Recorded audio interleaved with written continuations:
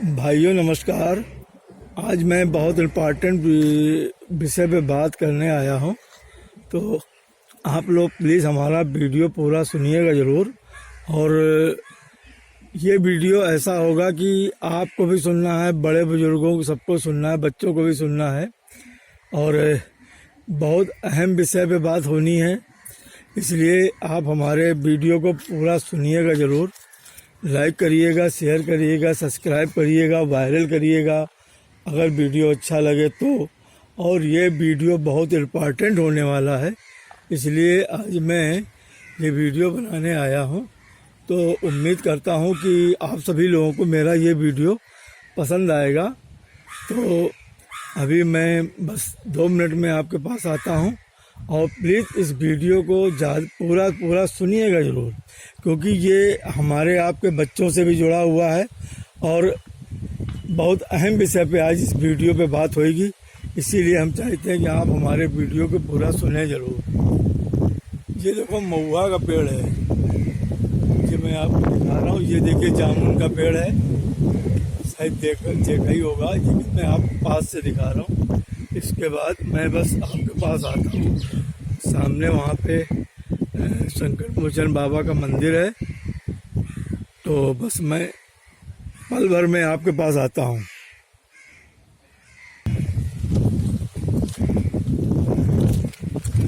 भाइयों नमस्कार। सबसे पहले तो मैं आप सभी लोगों को, पूरे देशवासियों की तरफ से, माननीय मोदी जी को और हमारे उन वैज्ञानिकों को जिन्होंने अपने कठिन परिश्रम करके और हमारे देश का नाम गौरवान्वित किया है, चंद्रयान 3 की बधाई सफल प्रशिक्षण के लिए। और सभी देशवासियों की तरफ से हमारे सभी वैज्ञानिक बधाई के पात्र हैं, तो हम उनको अपनी तरफ से कोटि कोटि धन्यवाद देते हैं। और अब मैं बात करता हूँ हमारा वीडियो, जिस विषय पे मैं ये वीडियो बनाने आया हूँ, इस पे आप बहुत गौर से ध्यान दीजिएगा। ये सभी के लिए भी वीडियो है, और ये इसलिए मुझको बनाना पड़ा क्योंकि आप देख रहे हैं हमारे देश में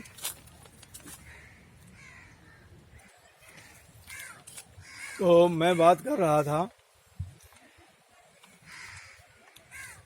सबसे पहली बात तो आप लोग जितने भी हमारे देश के बच्चे हैं, बुजुर्ग हैं, जवान हैं, वो लोग सुधीर चौधरी जी का ब्लैक एंड वाइट टीवी में जो कार्यक्रम आता है वो ज़रूर देखा करें।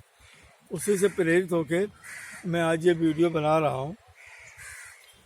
गर्मी बहुत है, फिर भी मैंने सोचा कि क्योंकि बात इतनी अहम थी कि मुझसे रहा नहीं गया, हमने कहा ये वीडियो बना ही लिया जाए। मैं बात कर रहा हूँ, अभी 3-4 दिन पहले न्यूज़ आई थी, उसी को लेके मैं बात कर रहा हूँ आप लोगों से कि एक जगह है राजस्थान में कोटा, जहाँ पे कि हमारे बच्चे पढ़ने के लिए जाते हैं। हर साल वहाँ पे कम से कम 10, 15, 20, 25 आत्महत्याएँ हो जाती हैं। इस बार तो ऐसा लग रहा 23 में शायद बताया जा रहा 22-23 आत्महत्याएँ फिर भई हैं। तो उसमें सुधीर चौधरी जी ने एक प्रश्न ये किया था कि क्या आप लोग कुछ ऐसी राय दे सकते हैं जिससे कि हत्याएं कम हो, मतलब बच्चे आत्महत्या ना करें। पहले तो बात तो आत्महत्या करना ये कायरता की निशानी है। मैं बहुत स्पष्ट बता दूं आपको, ये अगर जो भी बच्चे मेरे सुन रहे हैं उनके लिए बहुत साफ संदेश है। ये बिल्कुल कायरता की निशानी है, कोई अच्छा संदेश नहीं देते हैं आप लोग अपने गार्जियन को। खैर, अब मैं बात करता हूँ।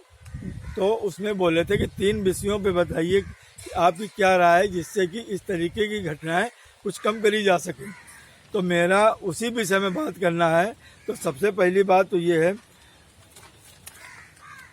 कुछ गार्जियंस, कुछ बच्चे उतावलेपन में कि हमारा बच्चा बहुत तेज है, हमने देखा कि 10वीं के बाद से ही, वहाँ हो या काकादेव कानपुर में हो, 10वीं के बाद से कि वो इंटर की भी तैयारी करने लगते हैं, क्योंकि फर्स्ट ईयर को ज़्यादा अहमियत देते नहीं और साथ साथ में इंजीनियरिंग को भी तैयारी करने लगते हैं कि शायद हमारा बच्चा इंटर के साथ साथ आईआईटी में भी आ जावे, आईटीआई में आ जावे। अच्छे नंबरों से तो हमारा एक साल बच जाएगा।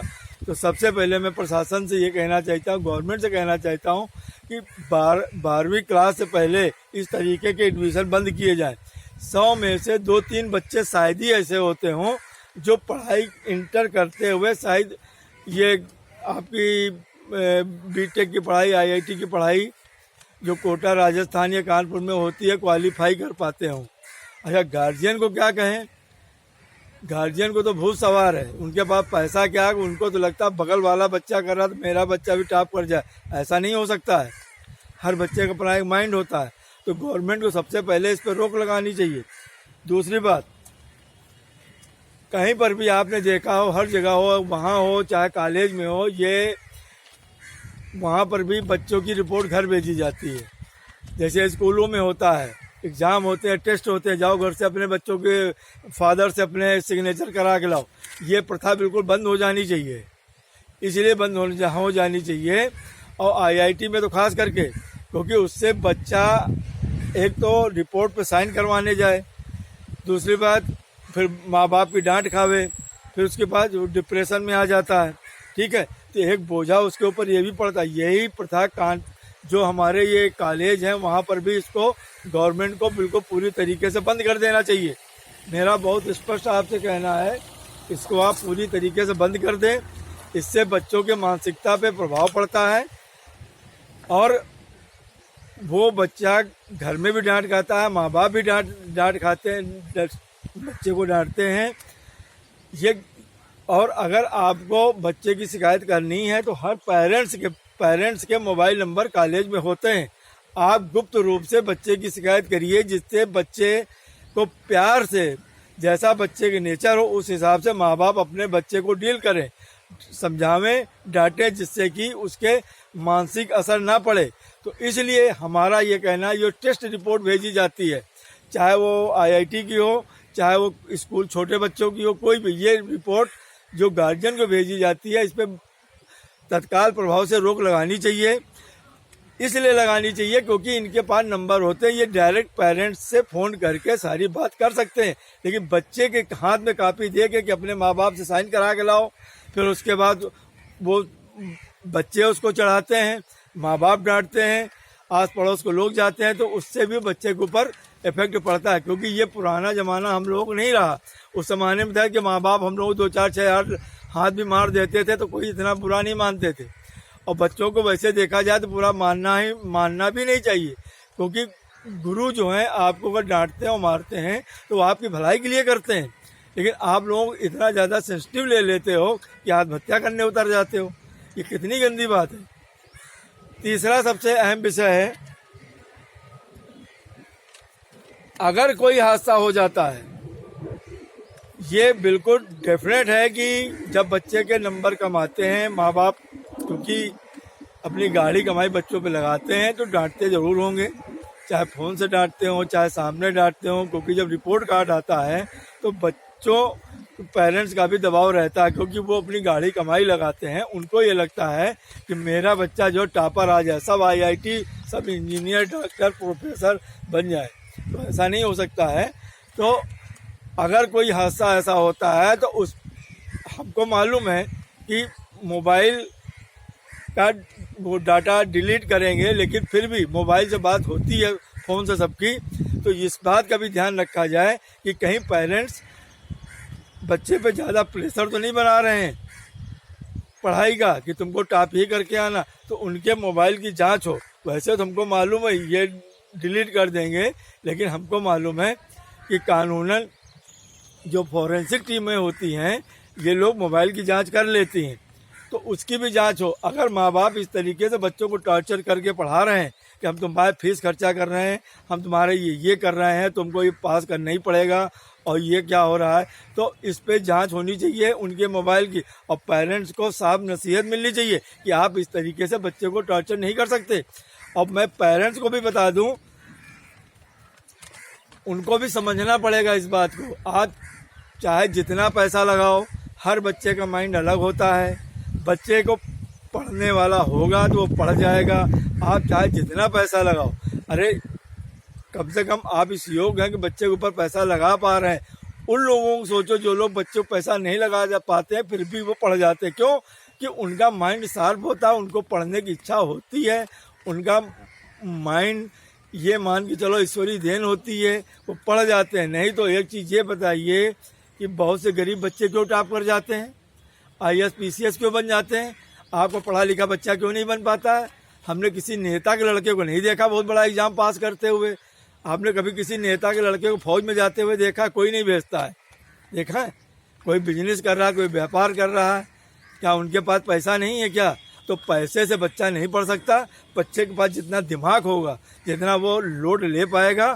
हम 1-2 बच्चों 4 बच्चों की बात नहीं करते हैं। तो हमारा पेरेंट्स से यही निवेदन है कि आप लोग इस तरीके की बच्चों के ऊपर प्रभाव न डालें। और बच्चों को भी सोचना चाहिए कि दुनिया में इतने काम हैं, इतने काम हैं। आप अगर आपका दिमाग नहीं काम करता तो आप खुल के अपने माँ बाप से बोलिए, आप दूसरे काम में मन लगाइए। तमाम तरीके की और भी जॉबें हैं, ज़रूरी सब IIT और सबको मतलब उसी में ही जाना है, दूसरी फील्ड में चले जाइए। लेकिन ये आत्महत्या करके आप हमको खुद बताओ, एक माँ आपको 9 महीने पेट में रखती है, उसके बाद बाप कमा कमा के आपको इतना पढ़ाता है, ठीक इस स्टेज पे लेके आता है, और तुमको क्या करते हो? तुम आत्महत्या कर लेते हो अगर तुम्हारे नंबर कमाते हैं। ये कौन सा तरीका होता है? और कोटा वालों को क्या कहें? वो वहाँ स्कूल में हमने देखा कि वो झालर लगाएं कि यहाँ से बच्चा कूद न जाए। और वो पंखा, आप सुना, नई टेक्निक का पंखा एक लाए हैं कि एक घटना है भाई कि पंखे से लटक के बच्चों ने जान दे दी। तो वो स्प्रिंग वाला कि बच्चा अगर लटके तो स्प्रिंग नीचे आ। क्या यार मूर्खों जैसी बातें करते हो? अरे जिसको आत्महत्या ही करना होगा वो कहीं और जाके कर लेगा। इसको सुधारने की ज़रूरत है। बच्चों का जो माइंड है उसको चाहिए, ये कॉलेज, स्कूल और IIT की जो कोटा के जो कॉलेज हैं जहाँ पे बच्चे बीटेक, इनकी प्रशासनिक जिम्मेदारी है कि बच्चे को माइंड को पढ़ें, समझें, उस हिसाब से उनको ढालें। और नहीं ढाल सकते हैं तो अपने उनके माँ बाप से गुप्त रूप से बतावें, सार्वजनिक तरीके से ना लेटर पैड पे छाप दे भेज दें कि जाओ अपने माँ बाप से साइन कराओ। अभी कानपुर की एक घटना है, मेरे सत्य घटना मैं बता रहा हूँ। एक 5-6 क्लास का बच्चा, उसके नंबर कमाए, बार बार वो पेरेंट्स स्कूल के टीचर कह रहे थे जाके अपने माँ बाप से साइन करा के लाओ। बच्चा साइन करा के नहीं ला रहा था। आखिरी दिन उसको डांटा गया कि कल साइन करा के लाना। तो बच्चा घर आया, एक जो अलमारी होती गोदरेज की अलमारी में इतना कपड़ा भरा था, उनको मालूम नहीं था माँ बाप को इसमें ये घुस सकता। बच्चा चोरी से जाने कैसे उसके अंदर घुस गया, कपड़े उधर उधर से एडजस्ट करके। माँ बाप उसके पूरे मोहल्ले में ढूंढते रहे। अगर आधे घंटे और देर हो जाती शायद वो बच्चे की जान जा सकती थी। क्यों? ये कॉलेज के प्रशासन ने इतना ज़्यादा डोर डाला कि अपने वो माँ बाप को अपना रिपोर्ट कार्ड दिखाना नहीं चाहता था। इसलिए मैं कहता हूँ ये रिपोर्ट कार्ड वाली जो कहानी है ये बिल्कुल बंद हो जानी चाहिए। इसके साथ ही मैं समझता हूँ शायद मैं अपनी बात समझा चुका हूँगा। अब मैं एक छोटा सा वो देता हूँ आपको, जिसको आप लोग अपने जीवन में उतारने की कोशिश करिए। बेटियों के ऊपर कैसे खाओगे उनके हाथ की रोटियाँ, कैसे खाओगे उनके हाथ की रोटियाँ जब पैदा ही नहीं होने दोगे बेटियाँ। शायद हमारे ये विचार आपको समझ में आवे। दूसरा एक और स्लोगन आया है मेरे पास, जब मित्र प्रगति करे तो उसे गर्व से कहो ये हमारा मित्र है, और जब मित्र मुसीबत में हो तो गर्व से कहो हम उसके मित्र हैं। शायद मैं अपनी बात समझा चुका हूँगा।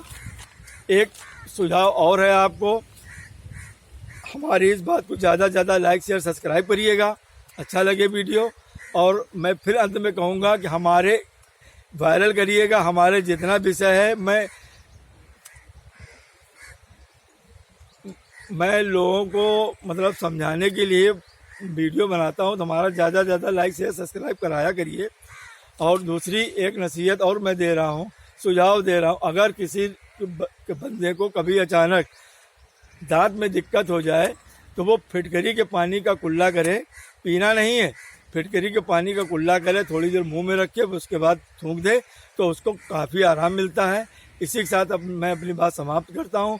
जय हिंद। शायद मैं अपनी बात अच्छे से समझा चुका हूँ। हम यही उम्मीद करते हैं कि आप लोग हमारे इस वीडियो पे ज़्यादा से ज़्यादा विशेष ध्यान देंगे, बच्चों को समझाएंगे, बड़े बूढ़े बुजुर्ग सब लोग सुनेंगे और इस पे अमल करने का प्रयास करेंगे। जय हिंद, जय भारत।